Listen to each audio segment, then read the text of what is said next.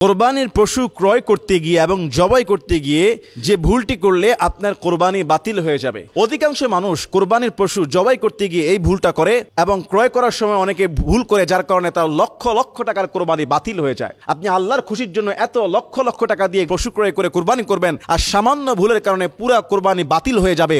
এটা আপনার অজানা আর অজ্ঞতার কারণে। প্রথমত, যখন আমরা জবাই করি, কোরবানির পশুটাকে জবাই করি, এই পশুটা জবাই করার পরে ছুরি দিয়ে তার ভিতরে যে হাড় রয়েছে গর্দানের, এই হাড়ের মধ্যে অনেক কষায়রা খচাখচি করে, অনেক কষায়রা সেখানে সরাসরি আঘাত করে।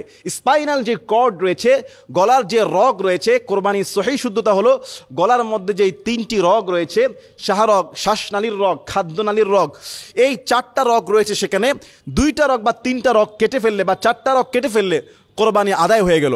কিন্তু আমাদের দেশের অনেক কসাই ভাইরা কি করেন, অনেক জবাইকারীরা কি করেন, রগগুলো কাটার পরও গরুটা যখন মৃত্যুর যন্ত্রণা একটু ছটপট করছে, এটাকে আরো দ্রুত হত্যা করার জন্য ছুরি দিয়ে সোজা তাকে খোঁচানো শুরু করে দেয়। আর স্পাইনাল কর্ডে আঘাত লাগার কারণে তার মেরুদণ্ডে এটা মারাত্মক আঘাত আর ব্যথার সৃষ্টি হয়, এবং তখন ওই লাফালাফি করা জবাই করা গরুটা এক প্রকার স্ট্রোক করে মারা যায়। আমি দেখতেছি হয়তো জবাই করছে এই জন্য মারা গিয়েছে, না, জবাই করার পরে খোঁচাখুচি করার কারণে এই গরুটা স্ট্রোক করে মারা যায়। তখন আর জবাই করা হলো না, আপনি তাকে হত্যা করলেন।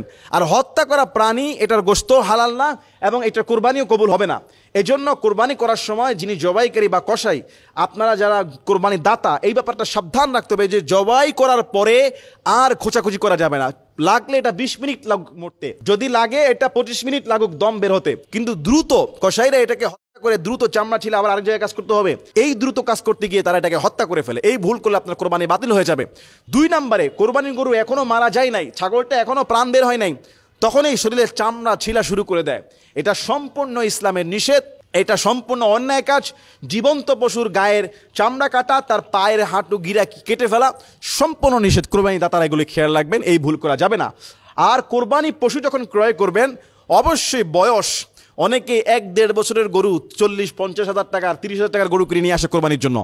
1 বছর 1.5 বছর, একদিনও যদি কম হয় গরুর বয়স 2 বছরের, তাহলে কিন্তু কোরবানি বাতিল হয়ে যাবে।